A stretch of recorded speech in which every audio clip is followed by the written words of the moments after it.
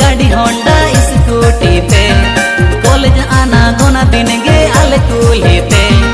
नवा मॉडल गाड़ी Honda scooty पे नजर लगावा गाड़ी हेडलाइट पे मेरे बोलवा कना ऑन लाइट पे गोड़ में नजर लगावा गाड़ी हेडलाइट पे मेरे बोलवा कना on light Pay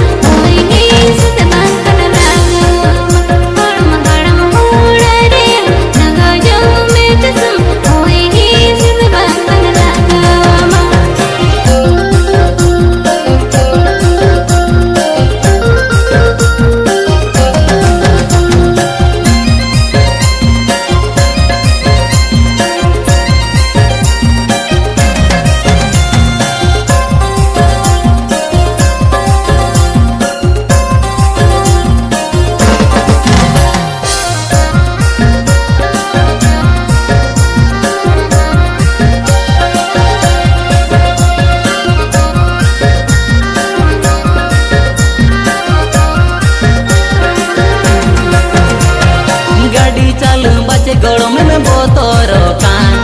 hero helmet आर गोड़ों में लगावा कान गाड़ी चालू बचे गोड़ों में बोतोरो कान